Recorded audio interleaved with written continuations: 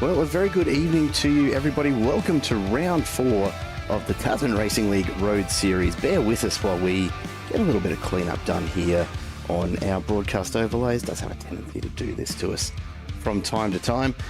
Great to have you along tonight. We are back in action once again, and tonight the racing moves to the United States and one of probably the most iconic venues in all of motorsport. That is, of course, Sebring International Raceway. It's one of those tracks that you either love or hate as a driver. Sort of a real divide between drivers here. It's famous for the bumps, the concrete patches, and the relentless rhythm that comes around this old airfield. And with 25 laps tonight, there's plenty of room for error for these drivers, and we'll have to see how this one plays out, of course. My name is Jared Cole. Welcome back to Simple Racing Broadcasts. I'm joined tonight in the booth by Boone Blake. Geez, that's going to be a mouthful if we keep doing this, Boone. Welcome to the booth, mate. Good to have you along. Hello, Jared. Hello, everyone watching. It's great to be here. We should be in for a great race tonight. Sebring, a bumpy track, a narrow track. It's always a challenge. This is the first time we've come here in the TRL, and it should be a great race. Yeah, it always ends up being a good one. It's, of course, pretty well known for having GT3s punting around it, and particularly a couple of those late sections as you do make your way across some of the old concrete taxiways. Absolutely fraught with danger, especially on the first couple of laps as the tyres start to come up to temp. Drivers are out there going through lone qualifying right now, so setting their best times. We've got a couple minutes left before we'll have a grid ready to go. The race format tonight, as we said, 25 laps, a rolling start as always. 50% starting fuel with open setups on offer. A fast repair, of course, if the drivers need it. And a iRacing black flag to come at 16 incidents and then every 8 thereafter. It will be a very tricky track for most of these drivers, I'm sure. As you said, it's the first time they've been here in TRL. It's probably not the first time that some of these drivers have been around Sebring, but it is one that does require a fair bit of commitment and some pretty good track memory, because a lot of these corners just don't provide you with any sort of real braking marker to work with. We'll have to keep an eye on the championship standings throughout tonight. This is how they're stacking up before we go into it. Lewis Bahaja up front with 207 points, with the barest of margins over Martin Hallinan from TKR Dash Racing on 197. Matt Searle and Chris Murray separated by only 1 point for that third step of the podium. Brian Roy behind them in 5th, then Drew Collins in 6th, ahead of Bradley Austin, Chris Fitzgerald, Jason Snedden and David Noden rounding out your top 10 in the standings at the moment. But really, at such an early stage, Boone, it's anybody's game, isn't it? There's not a lot of points to separate them so far. That's right. It could be anyone's race to win and anyone's championship to win at this stage in the proceedings. And I would just like to point out, I think we may have a slight error there on our championship standings graphic. We appear to be missing a pretty notable name. It looks like Matt Weber, the winner of the 2 previous races, is not on there. I think he should be in the championship lead, and everyone else should be 1 position down from where they are. Yeah, a bit strange. I'll have to check out what on earth has happened with the update from Sim Racer Hub. It's probably something that we've not had come across properly to our graphic, because he's had an absolute flyer over the last couple of races, and certainly deserves to be well atop the leaderboard. He's been really tough to stop for anybody who's kept an eye on the first few races, hasn't he? He has, but what I'm really excited about for this race is that Sebring is a track none of these drivers have ever raced each other at before. It's going to be a total wild card, and I honestly predict that we're going to see a new winner tonight. We're going to see a first-time winner who hasn't won this season or in Season 0. Well, that's a big call before we get qualifying times through, mate. I appreciate the conviction. I don't know. I reckon it's going to be tough to beat Matt Weber. He's been all over it right throughout this season, and some of the leads that he's been pulling out ahead of the field have been pretty significant. So I am curious to see whether anyone can catch him at this stage. But of course, we'll find out in not too much longer. We've got about 30 seconds left in the background in the qualifying, and then we'll get an idea of who's starting where. Rob Tilley just checking in with the inside scoop. Matt Weber got busted putting Skittles in everyone else's gas tanks. That would explain a few things, actually. Most importantly, the random rainbows coming out of those exhaust pipes. But anyway, look, it'll be a fun night of racing again tonight. From what we're seeing so far, a pretty evenly matched field, considering the lack of experience that a lot of these drivers probably carry here at Sebring. Not a lot to separate the qualifying times as we wait for the last of those times to be made official. And we will take a look at the grid for 25 laps tonight of Sebring Raceway. Just be a brief moment while race control confirms the last of them, and this is how we're looking for the start. Matt Webber and Matt Searle will line up on the front row with Chris Murray and Nicholas Heath behind them. Tim Simon and Brian Roy on row 3, the two AusNZ sim racing teammates. Almost identical in their times tonight. Drew Collins and Matt Horn on row 4, then Martin Hallinan and Stephen Scully make up row 5 and your top 10.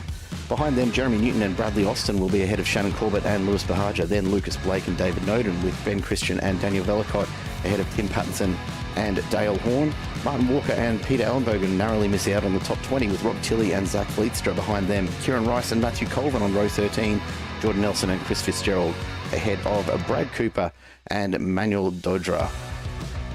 Looks as though go ahead. When I look at this starting lineup, you see the usual names at the top. You see the two Matthews, you see Chris Murray, but one driver I look at as a bit of a dark horse here would be Nicholas Heath starting P4. He's a driver who I've seen a lot in the Oval Series. I race against him all the time, and he's a quick driver, he is an opportunistic driver, and I wouldn't be surprised if he's near the front towards the end of this race. Oh, absolutely. We've seen plenty of pace from him so far already in this season on the road side as well. So to be up there at the front, it's a beautiful spot to be starting. Really just got to survive the first couple of laps more than anything. And that tends to be the way with the GT3 cars, particularly since the new tyre update. One of the painful parts of Sebring is this bit right here. We have a full safety car lap before we get underway, so plenty of time for all of these drivers to just show off their vehicles as they make their way around on the formation lap. Gives us a great opportunity to check out some of the amazing paintworks that these guys bring each and every week, and what a beautiful time of day to be heading on out.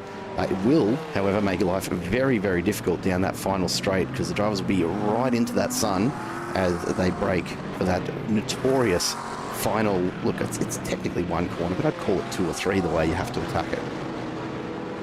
And if it wasn't hard enough for these drivers, it is a 31 car field here at Sebring today. This is going to be chaos. I'm all about it. Honestly, it's tough for the drivers, but for us here up in the broadcast booth, it does make for amazing viewing to see this number of cars all out on track at once and all stacked up behind the leaders as they come around to get the green flag.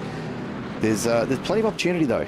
Being Sebring, that turn 1 particularly is a really difficult one to nail. It's one that there's really not a lot of markers you can use to actually line up your entry points. So if you're in the inside lane off the start, there's a real opportunity to pick up a couple of spots, as everyone on the outside tends to slide a little bit on the cold tyres as we see them making their way on down through the back of the field here. We'll just make a few quick adjustments on this end to bring back our regular angles.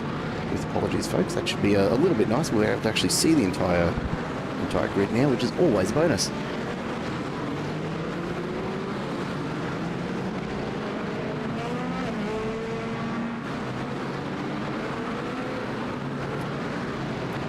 And Jared, will they take a full lap behind the safety car and then take a formation lap, or do they start when the safety car pulls into the pits at the end of this lap? No, it will be a start once the safety car comes in at the end of this lap. It's one of the few tracks that iRacing haven't come back and revisited in terms of a formation lap. We saw with the Bend earlier this season when that was released, only, I want to say 2 months ago, I think, the latest season launch, or the season prior rather. Beautiful track to drive. Beautiful track to drive. I love the Bend. But when it initially launched, it was like Sebring, an entire lap before you got started, which, look, at 7 kilometres long for the full track distance, but even on the shorter 4 kilometre circuit, it's a really long lap, especially considering that it was set up to run at a pace car speed of 40 k's an hour. I can tell you what, that was just about the most painful formation lap that I've ever had to do on iRacing. It's a long way around. It's very, very slow. Thankfully not quite so bad here at Sebring, but it is still a pretty much a full lap as they start this one from the start finish line. I was hoping that it might get a bit of a revisit at some point soon with iRacing, where, you know, they'll come back and they'll usually move the start point for the formation lap somewhere back here on this long back straight, ideally.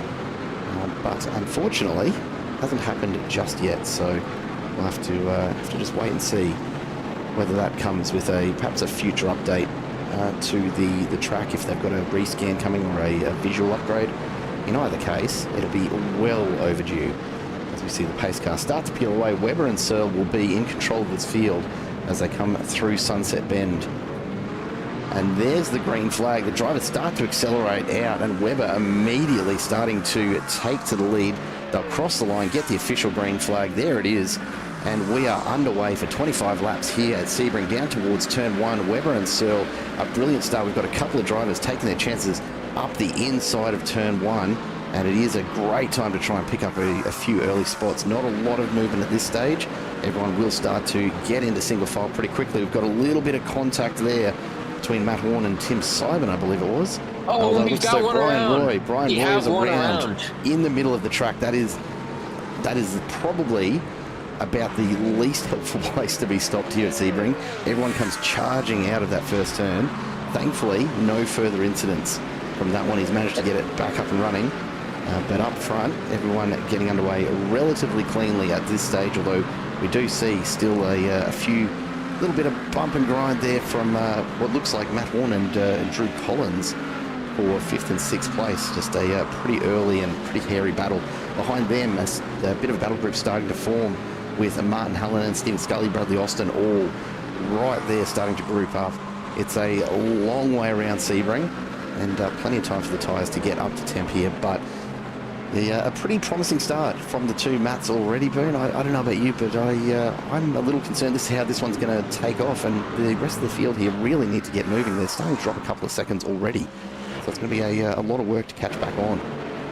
It's already a second from P3 back to P4. Nicholas Heath behind the top 3 of Matt Webber, Matt Searle, and Chris Murray. Yeah, and then we've seen this before from Webber. Although it's good to see this time around that Searle and Murray are sticking with him.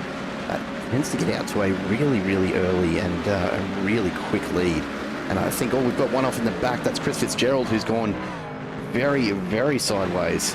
A bit of damage on the front end of the McLaren. Looks like he's up and running again, but not how he would have wanted to start that opening lap either.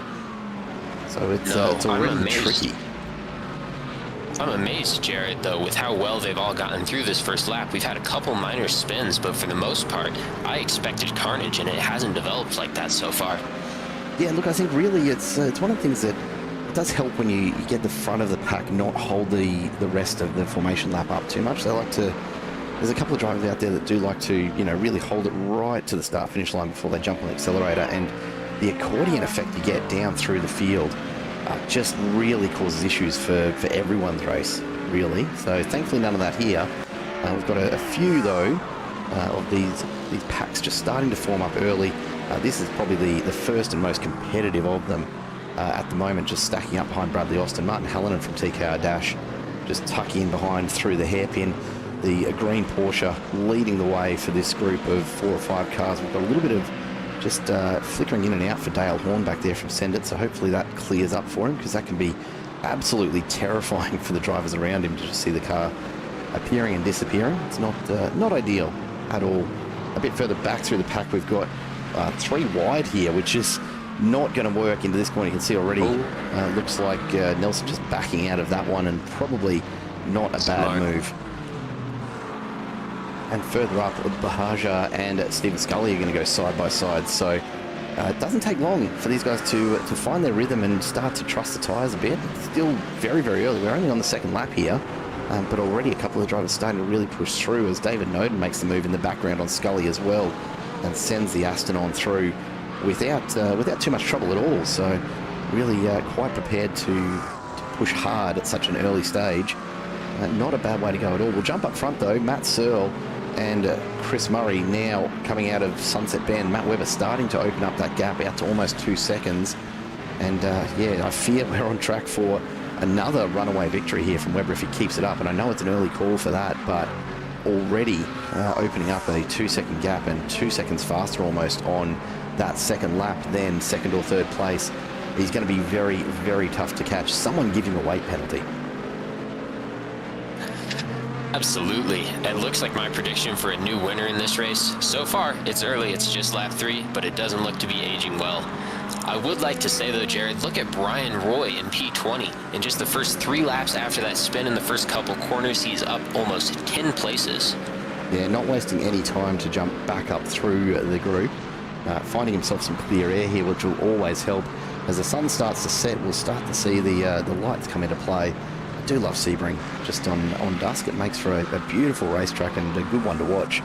Not to mention a few fireworks at the end, just quietly. But it's going to be a bit of work for Brian Roy. You know, he's still down 14 spots from where he started. So he'll want to get moving. Thankfully, he's got plenty of time up his sleeve as he looks to send it up the inside. Can't quite get it past Ben Christian on that one, but he'll set up and have another look at it next time around. The rear end, though, the lack of aero there, probably going to hamper his efforts a little bit until he does come in for that first pit stop. We'll go back and take a quick look at that initial incident for Brian, and nothing much in it. You know, already getting a bit of a knock from behind and losing the bar early, but just cold tyres and overcooking it. And look at how long he has to sit and wait for the rest of the field to come through. That's the worst feeling in the world as a driver, is just sitting there watching cars go behind you in your mirrors, watching cars go in front of you in your windshield, and there's just nothing you can do. Nope, all you've got to do is just sit there and pray that everyone sees you before they get to you. Thankfully, no further damage for him, so he'll continue on. He's stuck right now to the back of Ben Christian. Not quite ready to make the move yet, but still taking a look at it.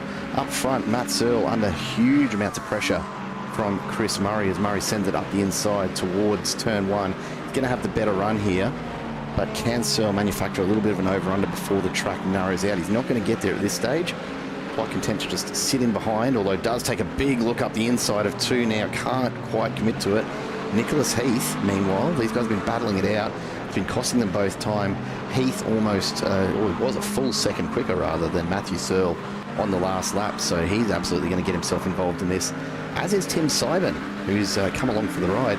Now, if memory serves, and forgive me if I've got this wrong, but I believe Tim's been out for the last couple of races with an injury, so back tonight, which is awesome to see. That's right. Tim's been out actually with injuries that he suffered in a motorcycle crash. So it's great to see Tim back racing. He was great in season 0 before he got hurt. So we're hoping that he can maybe make a championship push this season. That's certainly what he's hoping, and he's put himself in a good position to do it here. He's right on the back of this group. Yeah, early days, but certainly hasn't taken any of his competitive nature out, has it? He's right there with Nicholas Heath. Not throwing anything too silly in there at the moment, which is good. It's still early on, so you don't want to be risking the car just yet. But he's absolutely right there, and in fact was, of the 4 of these guys, he was the fastest last lap, a good 0.3 quicker than Nicholas Heath. So he's got plenty of pace still up his sleeve, and he'll just be watching now, settling in and just looking for whatever little gaps in their drive he can find. Already you can see Nicholas Heath just starting to drop away a little off the back of Searle's Corvette. Not much in it at this stage, but he'll want to try and just close that gap up on the next lap so he doesn't lose too much time pace. Here we go. Tim Seibern takes a big look up the inside. It's one of the beautiful things about Sunset Bend. There's about 3 or 4 different lines that you can take through there, and they're all more or less the same kind of distance through. But it's all in how you throw it at the car ahead as to whether or not you can pick up something from doing so. Brian Roy, meanwhile, side by side now with Christian. He's managed to send it up the inside as they come down towards Sunset, and he's going to look to take this extra spot and continue moving back up through the field. Makes it look easy in the end as Ben Christian just takes that wide line, gives him plenty of room. Up ahead, Chris Fitzgerald and Martin Walker will be side by side into turn 1. Fitzgerald on the outside in the McLaren. The Aston looking very, very narrow on the entry, but squeeze it on through. For anyone who's not familiar with Sebring, keep a very, very close eye on turn 1 next time we do take a shot through there. The apex marker on iRacing here is actually a traffic cone jammed up in the top of the crash fence, and that is absolutely the legitimate pace marker, legitimate apex marker, that is used at the real track. It is indeed a cone jammed on the top of a fence. That's great. And it looks like we've got a car with a meatball flag in the pits. That's Zach Vlietstra in the Regression Racing Chevrolet Corvette. Oh no. Plenty of damage on that right end, and he hasn't been able to turn it into one at all. Now, I'm not entirely sure what's happened to cause that for him, because, yeah, he's not had an incident prior to that, so I have to take a look back. I'll see if I can find just what's happened to him, but there's nothing immediately before that. It's a bit of an odd spot to end up in. I imagine he could have clipped a wall or a tire barrier, maybe, and he destroyed his right front suspension and just couldn't get the car turned from there. That's the only thing I could think, because it didn't look like there was any contact with anyone. No, exactly right. Looking at his time, he's been out on track for a good probably 2.5 minutes before hitting the wall there, without any notable incidents coming through in our telemetry. So I don't know what he's done, but entirely possible he's just clipped, being the right-hand side, may have just clipped the inside tyre barriers there out of Sunset Bend. It's something you see happen reasonably regularly here at Sebring. It's a tough one if you're trying to carry it with any pace, and there's a lot of little bits of wall and tyre that do stick out quite a way. So we see a couple of moves happening. Brian Roy's into the pits now, so he's going to take that pit stop, and I have no doubt he'll be getting that rear bar replaced by the pit crew while he's in there. Out in front, though, Matt Webber, almost 4.5 seconds ahead of this second group.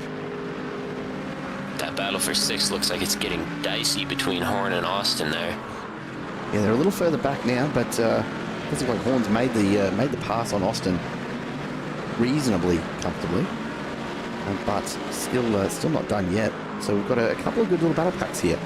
P6 through to Lewis Bahaja, really just taking these corners on as a group, and then further forward, Chris Murray, Matt Searle, Nicholas Heaton from Simon, just kind of dropping in and out of contention with each other a little at the moment. Chris Murray now has taken up residence at the front of this group, but Matt Searle right in behind and maintaining pace pretty nicely. We'll jump back to this battle though, because Austin has latched on to the back of Horn's Mercedes as they come through this rather complex little string of corners as you come towards the back straight. And they'll charge on down once again towards Sunset Bend. Now keep an eye on that timing tower on the left, folks. If you're not familiar with it, that yellow flag that's just next to Cooper's name and time right now, that does indicate that he's picked up a slowdown. So iRacing have determined that he's cut a corner somewhere to the point that he needs to actually wipe off some time and some speed. So that looks like he's going to get through for now. He's going to be alongside at least. It's a tough run into one though, and Horn's still holding the inside. Austin's going for this over-under. That's a great little bit of move. If he can get alongside here, it'll be set up nicely for turn 2. Not quite there at this stage. In the background, Lewis Bahaja also thinking about having a crack at Martin Hallinan, but not a lot of room to move through this section of Sebring, is there? It's a really narrow bit of track. Outside move around turn 1 is tough to pull off, but I think what Austin might have been trying to do was to take a little bit longer of a line and clear his slowdown penalty, because if you check the timing tower, that yellow square is gone next to Austin's name. He's good to race now. Yeah, generally doesn't hold them up too much either, so it's all about just carrying a little less pace, and that's usually enough to get it wiped off there. You can see our battle tower on the bottom right just starting to widen up a little bit. Stephen Scully's now close enough to be in amongst it, as we see a big error there from Matt Horn. He's going to lose a lot of ground immediately. You can see Hallinan just thinking about how he tries to capitalise there. Can't quite make anything of it at this stage, but here he rolls again, just coming down, looking side to side, just testing to see how much Matt Horn is driving in his mirrors right now. No reaction from Horn at this stage. He's just holding his standard lines, not going too defensive. Have a look at Hallinan looking, just testing the pace and really chasing an opportunity to just put the nose in alongside. Here comes a long run down Allman Straight. This could be the opportunity, and it will depend very much on whether or not Horn decides to go defensive here. Hallinan's having a look up the inside, so he's thinking about it, just taking a look for his brake markers, moves back to the outside, tries to widen this corner, and now he'll flick it through on imagining he's probably going to try and tighten this up a little bit on the exit. As I said earlier, there's a couple of lines through there, but have a look at how much these cars bounce over the really significant undulation through that corner. It's a tough one for sure. Hallinan ends up on the outside, and Bahaja's going to have a go from just inside this group. Hallinan's actually going to lose out on that spot because Bahaja's ended up alongside him as they come down to 2, and he's going to try and squeeze him, but ultimately Bahaja has the inside line. He's going to hold that really, really easily through there. And now they'll line up, and unfortunately for Hallinan, it means he's actually dropped back a spot despite being in prime position behind Horn as they came to the end of that last lap. Tough break there for him. It looks like we've got Tim Seiden into and out of the pits from the top 5. He comes out in 18th. Not sure what happened there because I don't think they're in the window for strategy yet. I didn't see an incident. Yeah, look, it's an interesting one. You know, 8 laps of 25. I mean, you could make it with a pit stop around here. It'd be close, but it's not impossible. I suspect he's probably gone in and will try and stretch it to the end now and go for the undercut. As we see Brad Cooper from Antic Motorsports jumping on in tonight. Lucas Blake right behind him with Tim Pattinson along for the ride as well. These guys battling it out for 12th at the moment. Brad Cooper up 17 positions so far after starting in 29th. So whether that qualifying session was a bit of a sandbag for him or whether he's just not had a great run in the qualifying laps, he's certainly making up for it now.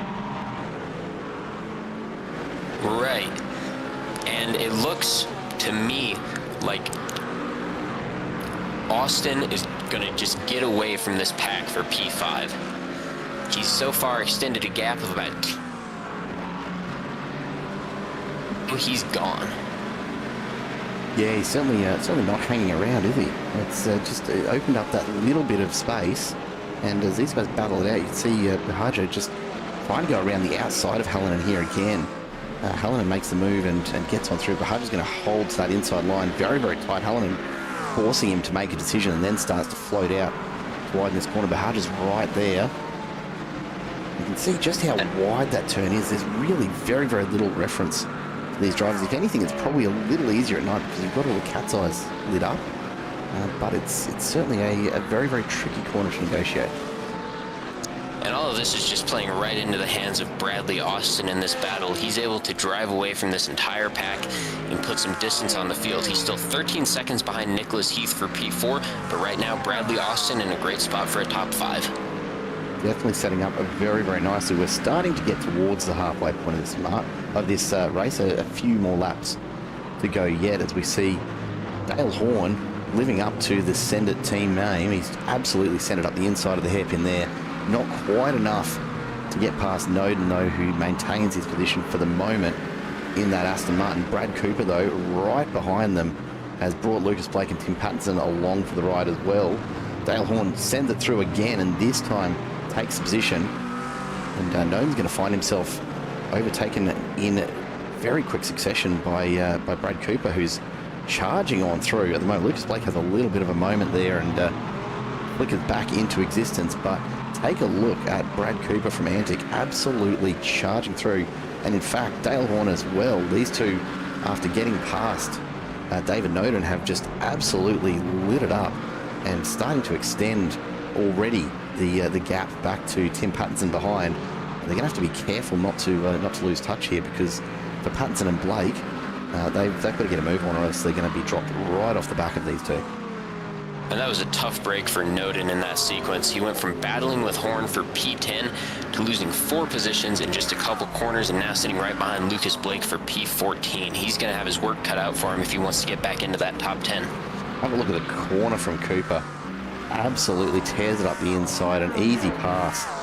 And now Dale Horn will have the unenviable job of trying to follow him through turn 1. Has a look for a slightly tighter line on the inside. But Cooper's going to hold that one fairly comfortably. And yeah, Pattinson, Blake and Noden, it's going to be tough for them to hold on to that, I reckon. Cooper and Horn just displaying quite a bit of extra pace. For now, they're sticking with it. David Noden's starting to drop off the back. It's one of those things about Sebring, isn't it? You go through that complex of turns after the hairpin as you get through the... Nicholas Heath has a meatball. Oh, Nicholas Heath has had a big moment, actually. Nicholas Heath is out. Let's take a look and see what's happening. That's a hardware failure. That is absolutely a hardware failure. Steering wheel disconnection. Oh gosh. Wow. And you can hear the motor going to full RPM. That's that is, look, not the first time I've seen it happen in the last few seasons, but I've rarely seen a hardware failure that's resulted in such a high-speed incident. He was a passenger there, and it looks like there's an incident. We've got one of the Mustangs around in the back doing a three-pointer. Trying to take a look. Was that Tim Patterson that's lost it there?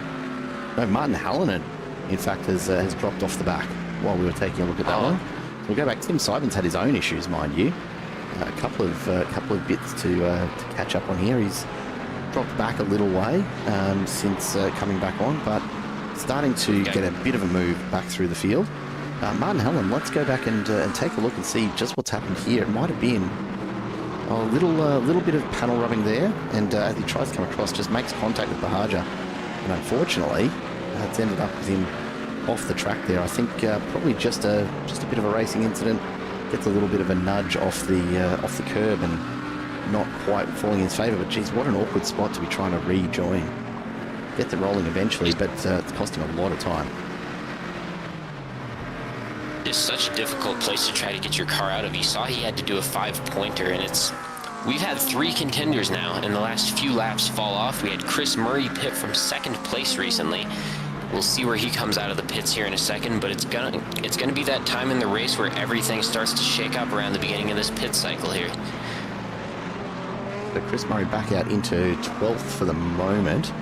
Although look out, that's Brad Cooper from Antic Motorsport, who's found himself off the track there. So gives you an idea of just how hard these guys are still pushing, because by this point, plenty of heat in the tyres. There should be a reasonable amount of grip on the track, but still we're seeing quite a few drivers ending up off to the side, and it's just one of those things. These curbs, particularly through those early chicanes, I do wonder if that's what's happened to Brad Cooper.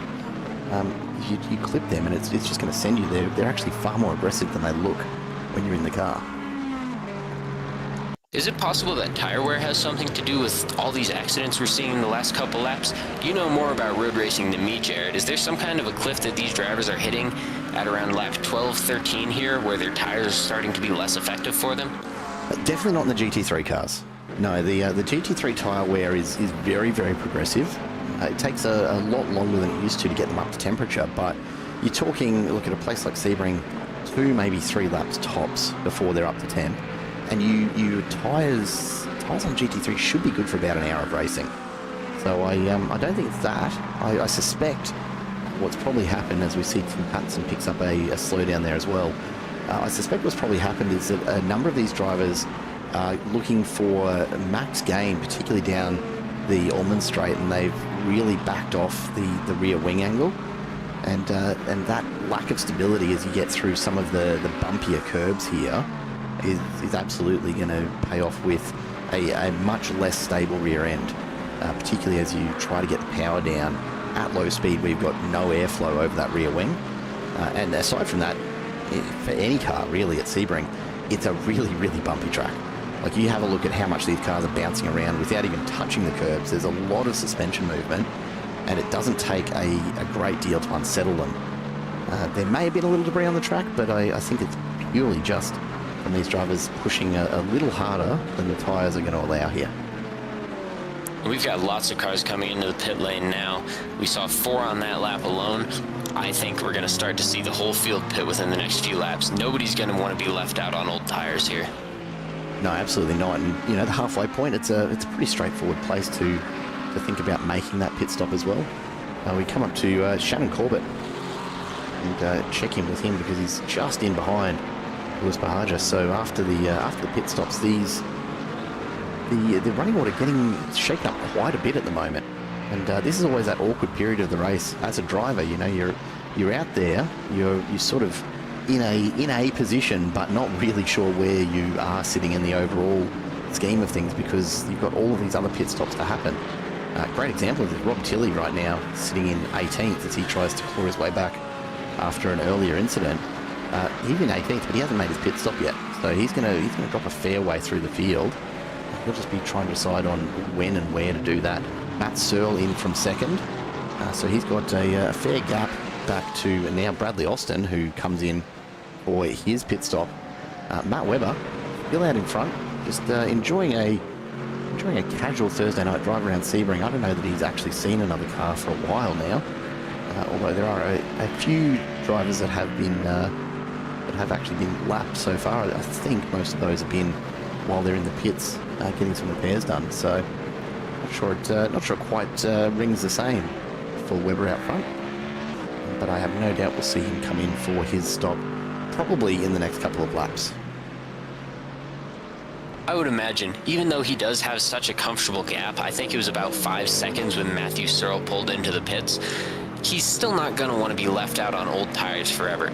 I would predict that we're going to see him come in the next lap, maybe 2, and he's going to try to run this thing to the end with as comfortable of a gap as he can manage. It should be pretty easy for him the rest of the way as long as he keeps it out of trouble. Yeah, and look, given the gap that he's opened up here, I mean, 36 seconds back to Lucas Blake is bordering on ridiculous. I just want to take a second to note that Lucas Blake is in second right now. Go get him, Lucas. Yeah, look, we'll see how long he stays there. He's got a nice little gap though back to Tim Simon, so that's working in his favour. Probably, what, about 14 odd seconds when you take out. Actually, it might even be closer to 15 when you do take out the gap between David Node and Tim Simon. But yeah, it's a reasonably quick pit stop here at Sebring, so it might be enough to keep Blake up the front end of the field yet. Here he comes. So Webber's in for his pit stop. Next in line, Lucas Blake. Bring David Noden with him. Get through. He'll get a bonus point, or perhaps Noden will get a bonus point for leading a lap if they can get past Webber. Still a long way back though. Still another kilometre back from the pits. I don't think they're going to get there, Jared. No, look, these pit stops have all been about 52, 53 seconds for most of these drivers. Matt Webber already at the 30-second mark. It's going to be close, mind you. The question will be whether Blake and Noden need to pit in here, and it looks like they're both going to come in. So the one to watch at the moment is Tim Simon, who's currently sitting in 4th, but effectively 2nd on the road. It looks like that strategy to pit early, at least so far, is working out for Tim Simon. We'll see how it goes for him later on when he's on older tires than the rest of the field. Oh, look, and the other thing is, looking at these pit times, I'd actually be surprised if Simon has bothered to take tyres. He shouldn't need them for a 25-lap race. He should be able to just double stint these quite comfortably. You could, if you really wanted to, get the very best performance that you possibly can out of the car, could go for the fresh tyres for the 10-lap earlier or 10-lap younger rubber, rather. But on a 25-lap race, I don't think it's worth the time these guys are going to spend putting the tyres on, because they're a very slow change on the GT3 cars. They're not a fast tyre change at all. I think from memory about 22, 23 seconds, I think, if memory serves. I could be off the mark, but it's definitely in the 20-second range. So you've got to really commit and know that you're going to get value for that when you could spend a bit less time in the pit box and probably end up with just as much of a gain from doing so. And that's fascinating to me, because in oval racing, you never double stint. Every time you come into the pits, you're taking tires. Sometimes it's 2, sometimes it's 4, but you pretty much always take them. There's very few situations in which you don't take tires in oval racing. Yeah, and look, so I find that fascinating personally.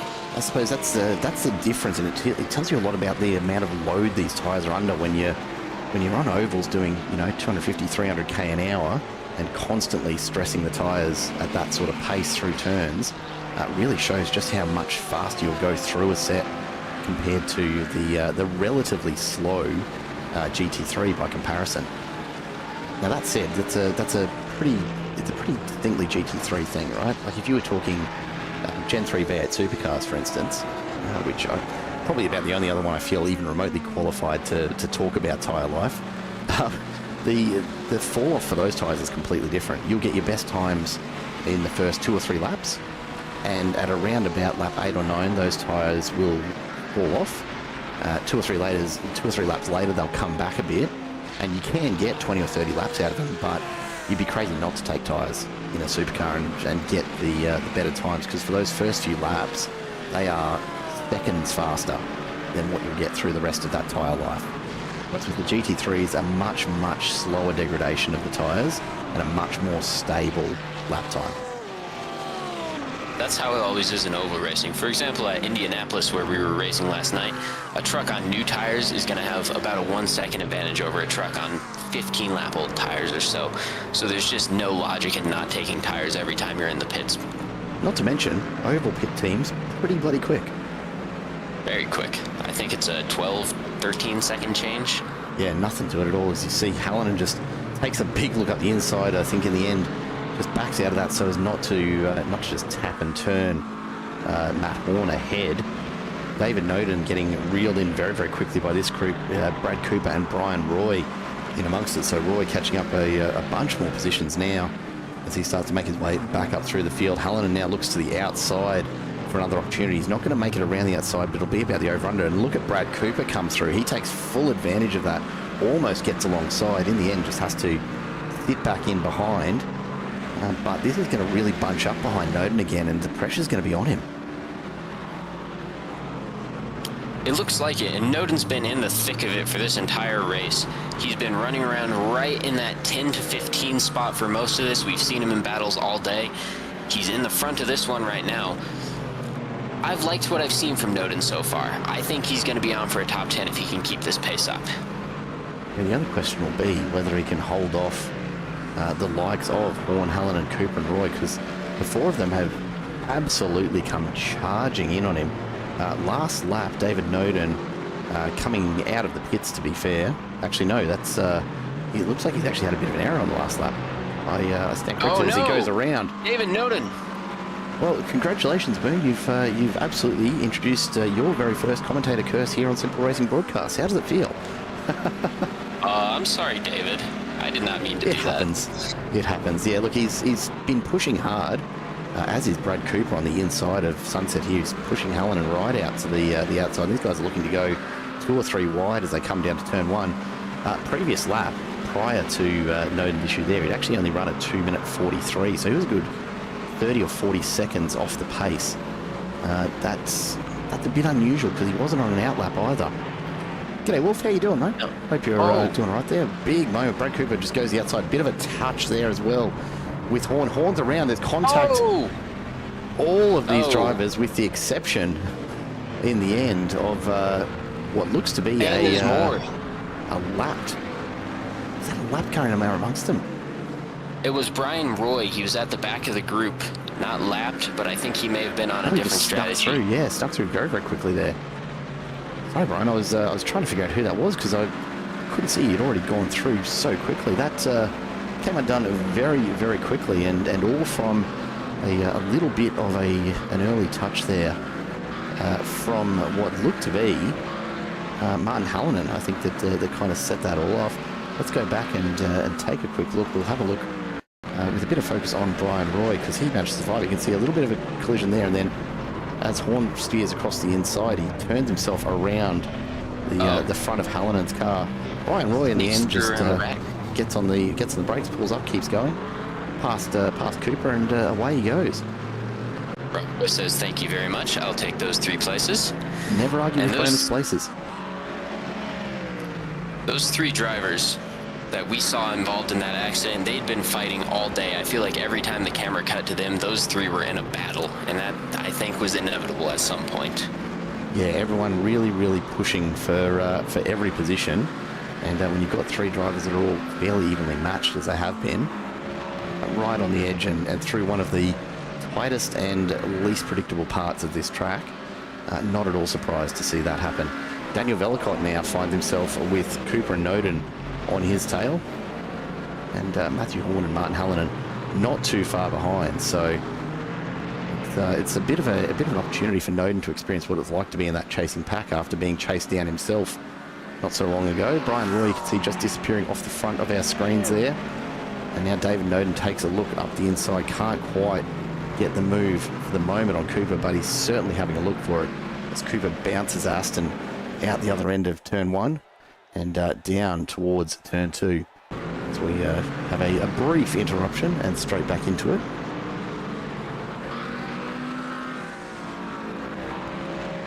But Noden's just struggling. Yeah, it's coming around quickly, isn't it? It's funny how you'll just kind of rip through the midsection of most of these races as everyone starts to really battle it out. You see Brad Cooper takes the dive up the inside of Velicott. Noden tries to follow suit, can't quite get there, so he's going to have an opportunity to perhaps try again next time round. Matthew Horn and Martin Hallinan caught up in their own little battle behind, losing time on these three as they go. Noden goes very, very wide as Velicott goes back up the inside of, or rather around the outside in the end of Brad Cooper. Noden has a big opportunity here because Velicott's found himself well offline, and that's Brad Cooper. Oh, big hit. Oh, no, Brad Cooper, that was violent. Got off track there and just couldn't pull it off.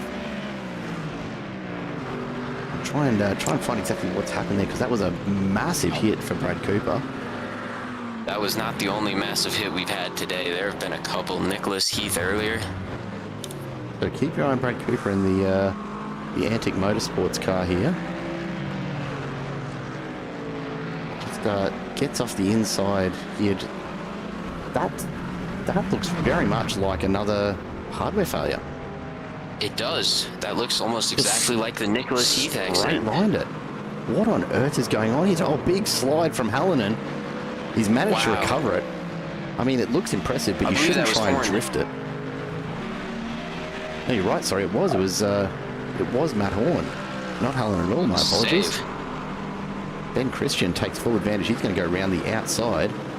Been a while since I've seen anyone try and drift Sunset Bend. Didn't look too bad in the end. Style points, but they're not going to count towards the championship, unfortunately. Oren will just be grateful to be alive after that. Absolutely.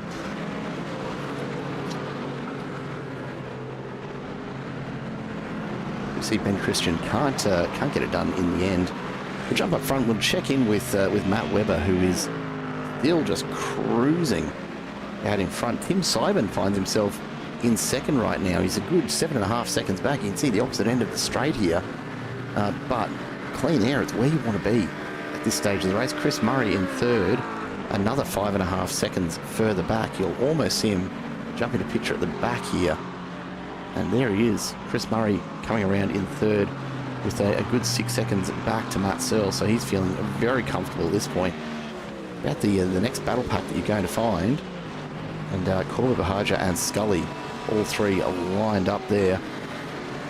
Brad Cooper checking in to the chat. Mate, it's been a tough night, absolutely, from what we've seen up here. So let us know, was that a disconnect there? Because it certainly looked like it from our perspective, mate. It looked like a straight line into the wall, and didn't look like you were able to make any input at all. And if that's the case, very, very odd to see two massive hardware disconnects in one night.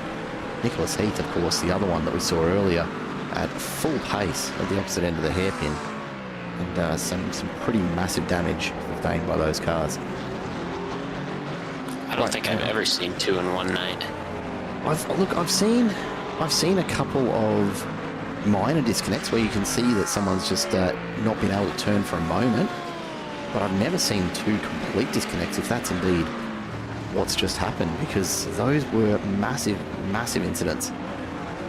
You've got to wonder if there's something going on, because it's I don't know, it feels as though it's become more frequent over the past probably 2 or 3 months. I don't think it's an iRacing thing necessarily. I do wonder about perhaps a software issue with particular hardware manufacturers or something like that. I don't know. You watch a lot of these races, and it does start to feel like there's a few more hardware issues happening around the place.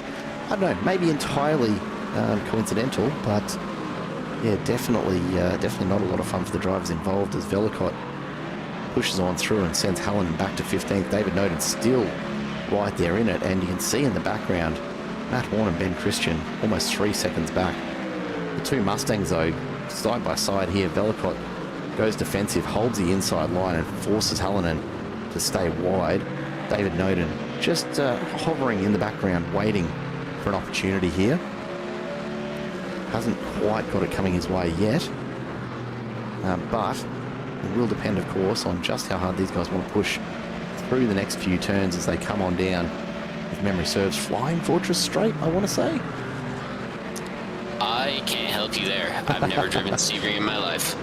Look, as an oval guy, I imagine it's turn 1, 2, 3, and 4, isn't it? Just the general 1, 2, rule. 3, 4. If you're at Pocono, it's 1, 2, and 3. That's it. I do envy the simplicity of that with ovals. I got to be honest. It's a lot easier to keep track of. Then you turn left. Then you turn left. Then you turn left.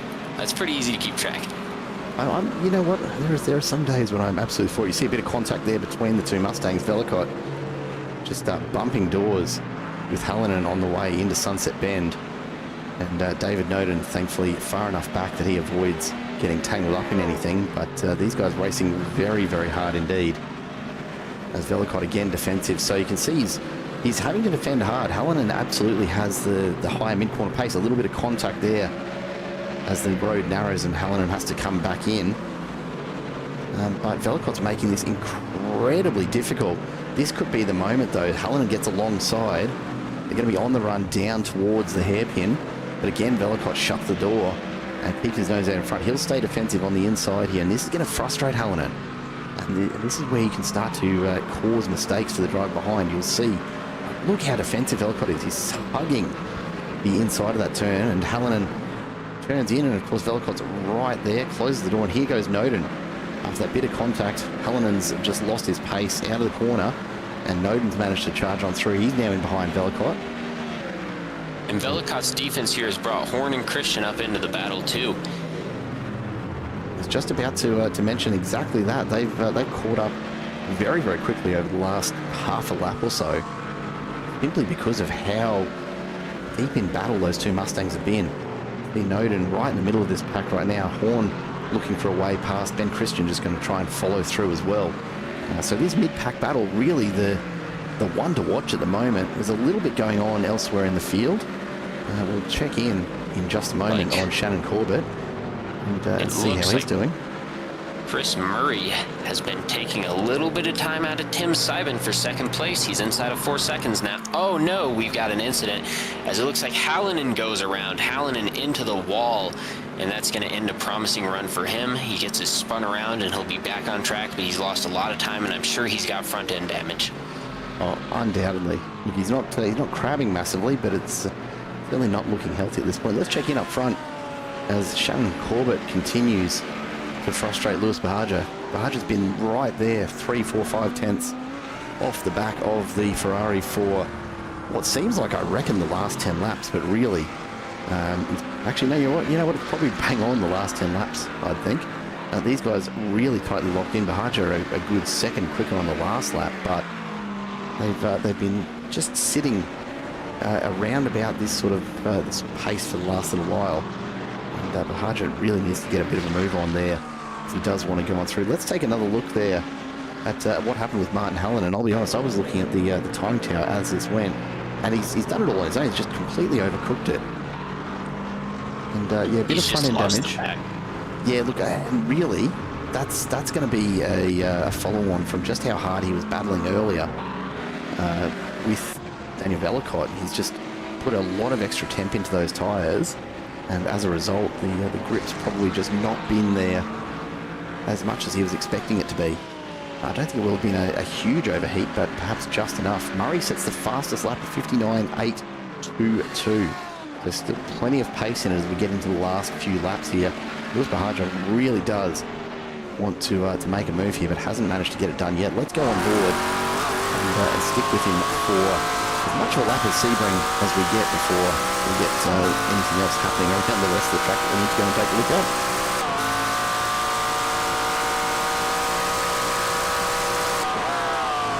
Come through turn one, take a look. There's that cone mounted up on the fence on the left. A little bit of a tap of the wall there. Bahaja pushes just a little bit too tight through turn one, then into turn two, which is a fun little complex. You'd almost call it a chicane in the middle of a hairpin. A really, really interesting layout. Hard to really do well. Down through Gurney Bend now as they make their way towards the hairpin turn, and this is where we saw Nicholas Heath earlier have that wheel disconnect and go flying off into the wall down near the billboard there. Harjo right up behind Corbett again, but can't find the pace out of the turn through the Fangio chicane and then up towards Cunningham Corner, which is a deceptively tight right-hander. You have to get on the brakes a whole lot more than it feels like as you approach it. You can see there the Harjo down to just over 90 km an hour, a little bit of a wiggle on the way out as he gets the power on. Left through the Collier curve and then towards the tower turn, which is, again, it sneaks up on you as you make your way through here. Onto Blind Fortress Straight, which is just a nice short one before you take a very, very fast left through Bishop Bend, and it does extend all the way down for the right-hander here of Gendembian turn, which I cannot for life pronounce clearly. And then Le Mans curve to finish the back part of this before you get onto the Elm Straight and down towards Sunset Bend again. And for all of that, the Harjo haven't actually managed to close the gap on Corbett. So Corbett doing a brilliant job of keeping the pace up and making the Harjo really, really work for this in the hybrid sim sport McLaren. And I don't know he's going to get there. He's only got a couple of laps to go here. And Corbett seems to be controlling it pretty nicely from out in front, although he does pick up a little bit of time there. We are getting down to a couple to go here. Drivers are going to start to get desperate. If you want to make a move, you have to do it now. I wonder if we're going to see any more wrecks, any more chaos as the clock winds down on this one. Keeping your eye on really the only two drivers that are in battles at the moment, the only four to be fair, Shannon Corbett and Lewis Bahaja we're watching right now. The only others on track that are anywhere close at the moment, Bellicott and Noden. So Sebring really doing its best to upset and frustrate anyone who tries to crack it. As we say that, Noden and Bellicott side by side across the line as they start on lap number 23, and Noden carries the extra pace around the outside. Bellicott slows it all the way down. He's going to have some good drive out of the corner, but Noden gets away and heads on down towards turn 2, making it a really, really effective pass around the outside of one. It's tough to do. As we said earlier, there's not a lot to see as you come through turn 1, and so you really are needing to just trust that you know vaguely where the corner exit is in order to make it in time. And Noden really starting to put some distance on Bellicott's Mustang, which is honestly a little surprising given how Noden was struggling a little to stay with Bellicott and with Palanen earlier, I should say. But at the moment, Noden's turned it on here. Yeah, he's absolutely cranked it up a bit. Textbook drive through turn 1, as we were talking about. I think that's the best I've seen anyone do it all day. And to do that kind of move around the outside on these used tires and then to put the gap on him that he has, I wonder if he's saved fuel better than Hallinan has, because he's pulled a big gap. Now, as much as Brian Roy is probably having a hell of a time seeing what's going on with Horn there with the blinking in and out, massive hats off to him. He's now only down 7 since the start, so he's recovered massively throughout this. I think when we checked in with him earlier, he'd recovered and it was down about 14 or 15 spots from where he started. So he's just been carving through the field, looks to go up the inside, and as long as he can get it done through turn 1, he'll cement this, and he goes across to shut the door on Horn. Horn, in response, goes to the outside, so he's going to try and widen this curve out. But Brian Roy certainly carrying the extra pace at the moment, as Dale Horn just doesn't have the answer, and Roy goes through into 12th, now only down 6 from where he started. A huge recovery for the AusNZ Sim Racing entry. It's been impressive from him. We haven't seen much of him all night. We talked about him at the start, but he's kept his head down. He's kept making places, and he's going to pull a respectable finish out of this if he can keep it straight. Oh, I shouldn't have said that out loud, should we? No, look, I think Brian Roy is pretty well established now. He's putting in good pace and very, very quick laps too.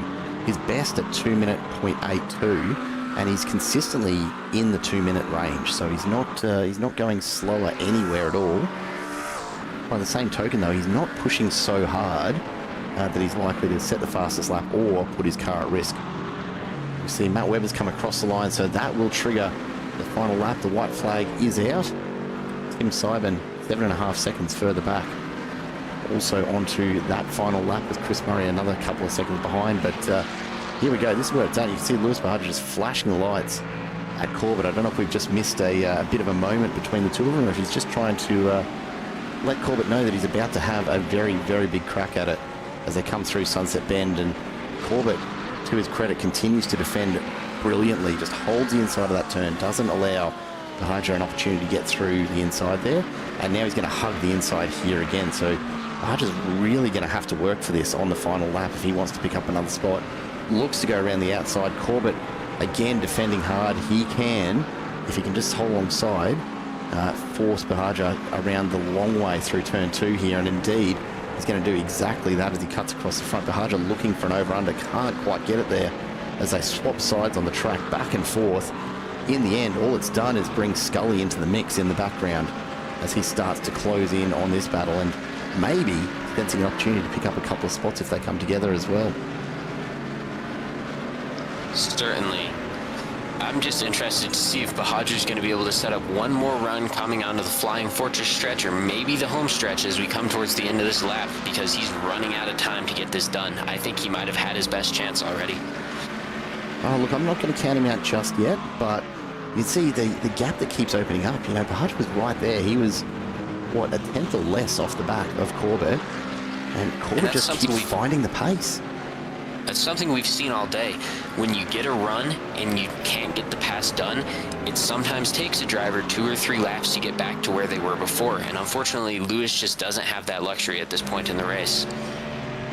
As Webber crosses the line, there it is, an easy win in the end for Matt Webber as he comes on through. Tim Seibern comes across the line behind him, and Chris Murray coming home in third makes it look fairly easy in the end. As we go back and we check this out, because Lewis Bahaja, he's finally overcooked it, and he's going to drop back a couple of places now. Really unfortunate, but hats off to Shannon Corbett from CAD Sim Sports for an amazing defensive drive under huge pressure from Bahaja, who we know is incredibly fast. And he's going to cross the line in 8th. Scully will pick up 9th. Blake actually gets up into 10th ahead of Bahaja.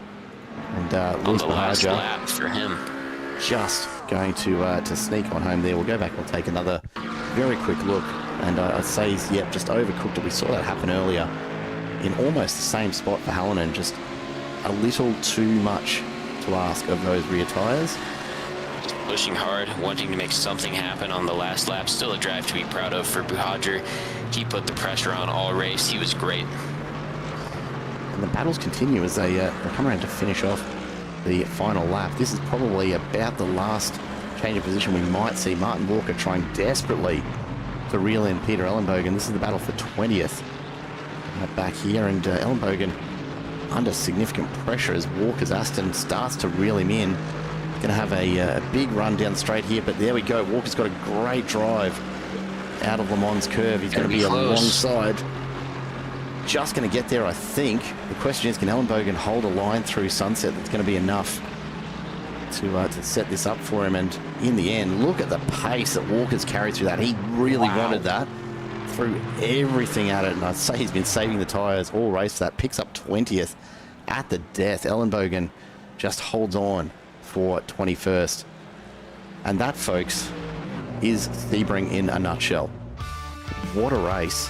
And not at all surprised to see a fair bit of action going on right throughout the field as we take a look at the results from this evening. Matt Webber picks up the win with Tim Seibern and Chris Murray right behind, and then Matt Searle and Drew Collins ahead of Bradley Austin and Jeremy Newton. Shannon Corbett comes home in 8th after a great defensive effort for what must have felt like a lifetime for him. Stephen Scully and Lucas Blake pick up an extra couple of spots right at the end there, 9th and 10th, with Lewis Bahaja falling just outside the top 10 after that late incident. And we'll start off with Chris Murray, who joins us in the booth. G'day, Chris. Welcome on in, mate. Hey, how you doing? Oh, look, I think we've probably done it a bit easier up here in the booth than you guys have done out on track. Sebring always throws absolutely everything at a driver. How did you find it out there tonight? I found it a bit difficult this time. I felt like I was driving on ice for a little bit, so It was good to still get third place. Wish I didn't get tyres in the pits because I went off on my outlap, but yeah, still happy to get third. Yeah, and look, walking away with some decent points in the end. So you did take a fresh set of tyres on the pit stop. We were debating that a little earlier as to whether anyone would be putting the fresh ones on. Yeah, I thought with the practice that I did, I felt like I needed to do it. But yeah, coming out of the pits, I straight away regret it. It just cost you a little bit too much time in the end, did it? Yeah, it did. It did. No, fair enough. Well, mate, look, a pretty solid drive all around regardless. Before we let you go, anyone you want to say hello to or say thank you to? Not this time. But yeah, mainly just thank you to yourself for hosting this. You do a great job. Appreciate it, mate. Thank you. Thanks for dropping by as well and having a chat to us. And congrats again on the result tonight. Thank you. Hey, Chris. Boone Blake in the commentary booth for the first time tonight. One more question before you go, if I could take 30 seconds of your time. We saw you catching up to Tim Seibin there in the closing laps. You got the gap down within 3 seconds. Did you think you were going to have a chance to catch him for P2, or did you feel like P3 was the best you were going to have in this one? I was trying. I was really trying. But yeah, Tim was able to hold P2 very strongly. Well, great job, Chris. We'll let you enjoy your night. Cool. Thank you. Chris Murray picks up P3. We're joined as well by Tim Seibin. Tim, two things tonight for you, first of all. Welcome back, mate, for a start. How's everything holding up? I know that was probably a bit of work tonight. Yeah, the wrist held it up better than I was expecting, but my hip was starting to play up by the end, which I wasn't expecting. But no, overall, pretty happy. Well, look, it's not an awful surprise to have, I suppose, to have that pop up but still pick up a second place. Talk to us about your race. Anything that you were particularly happy with, aside from just making it to the end tonight, I suppose? I wasn't expecting it. I was thinking of stopping at the pit stop, but I was feeling all good because I did pit a bit early as well, but there's no way I was going to make it past the second, third and fourth in front of me. They were driving pretty solid and not making any mistakes, so ran the gamble of an early pit and didn't take tyres, which I was worried about because they were feeling a bit yuck in practice after doing a fuel stint. But I just tried to take it easy on those opening laps and not screw them too much. But Chris was definitely catching at the end. Well, you've held him off just enough in the end, I think. Tim, a great result for you tonight. Apart from AusNZ Sim Racing, of course, anyone you want to give a shout out to before we consider letting you get back to it, I suppose? Just a thank you for all the well wishes from the guys racing. So, no, it's been nice. It's good to be back again. Good to have you back with us, Tim, and congrats on the result. It's a hell of a way to come back, and honestly, pressure's on for next time around, mate. You're going to have to live up to this from now on. I'll try. Nice work, Tim, and congrats again. Okay, cheers, Blake. And we're joined once again this week, Matt Webber. Welcome on back to the commentary booth. Another pretty dominant display tonight here at Sebring. We were kind of tipping maybe a bit of an upset, but you put that right back to us within the first couple of corners. Absolutely sped away tonight. Are we doing fuel tests on you yet, or what? Yeah, look, I've been really lucky lately, and I don't know what it is, and even Marty, my teammate, mentioned, like, I've just started to find pace on cold tyres. So it's just given me the advantage to just get that half second to a second, lead, and then just build. And sometimes it's 2 and 3. It just, I don't know. I don't know what it is, but I've just been able to push on the cold tyres with the Mustang at least. And that's what happened tonight. I just, got into my routine again, hit my marks, and just helped, because God, man, Sebring's so bouncy. So you just don't, you don't know what you're going to get, but you just got to be on your wits end almost every lap, and that's essentially what I did. Mate, another week of it playing out very, very nicely for you indeed, making it look easy. And yeah, again, the Sebring track certainly not one that generally suits pace on cold tyres. Any tips for, look, let's face it, for me, honestly, cold tyres are not my friend at all. What is it that you found this season? What is it that everyone else has not quite discovered the secret sauce to at this point? Oh, look, what I've done is I've just sort of practiced different braking markers and like acceleration points on cold tyres, and just pulling it back a little bit and just staying within those parameters, and you'd be surprised how much like pace you can pick up. Like it might be only 2/10 or 3/10, but sometimes that's all you need. Well, yeah, mate, two or 3/10 is probably an understatement for how much you're putting on the field at the moment. So, I don't know. I'm going to send some stewards around to check out your tyre blankets or something. There's got to be something else going on here. No, a great drive, Matt. Congratulations on another solid week of racing. And no doubt we'll be chatting again very soon if you keep this up. Yeah, hopefully. I mean, I'm not sure. I think we're off to... Where are we off to next? Watkins Glen, was it, maybe? Another favourite of mine, so... I'll find out just a moment. No, he's on the money. Watkins Glen, the boot layout. 30 laps around there is going to be... look, it'll be a long sort of stint, but it is a fun track. Yeah, have you driven it much since the rework? There's the real question. I had one sort of crack at it because I'm in another league and they're having a race this Saturday, and I was doing a bit of practice for that. And then I've had to go to Perth tomorrow morning for a few days. So I'm not going to be able to actually race this weekend, which has really bummed me out. So I've only done about probably an hour stint around there with the new red curbs on that inside near the bus stop. And it's not as bad as I thought. Actually, I think they might have even removed a set of them, because I seem to think when I first saw the new layout, there was more than one set of red curbs. So I'll have to go back and have a look at that. But look, the Mustang I think is still going to be pretty strong on there. So looking forward to getting back there and seeing if we can, to do it again. Well, fingers crossed, mate. Get some safe travels into you and head on over to Perth, and no doubt a pretty quick display coming from you at Watkins. But yeah, definitely worthwhile getting some extra laps in there, because I assure you it's a little bit of a different beast to drive now with those changes. All the best, Matt. Congratulations again tonight. Anyone you want to say hello to before we let you go? Just usual suspects, Dash Off-Road, Lambert Fine Foods. You guys doing a fantastic job out there in the booth. Tasman Racing League had such a ball so far, and really, really enjoying it. Shout out to Maxi. Good stuff. Thanks again for dropping by, Matt. Appreciate chatting to you. Cheers. Well, that will bring us to the end of another round of the Tasman Racing League Road Series. Sebring, as always, rough, relentless, and rewarding for anyone who can actually find a way to master the bumps here. A massive congrats to Matt Webber on the win again tonight, and to a fair few of the drivers who put up some pretty impressive battles right throughout. It's made for great viewing here for us in the booth. A huge thank you to you, Boone, for jumping in with me, mate. It's been great having you alongside me up here. Of course. Thank you, Jared. And I appreciate you bearing with me as I get my sea legs back under me for broadcasting here. It's a little bit of a learning curve, and took a bit of a backseat for today. I've really enjoyed working here. I've had a ton of fun, and I would love to come back for next week and every week after that if you guys are willing to have me. Oh, mate, we will absolutely be chatting about that one for sure. To everyone else watching at home, thank you so much for coming along for another fantastic night of racing here with Tasman Racing League.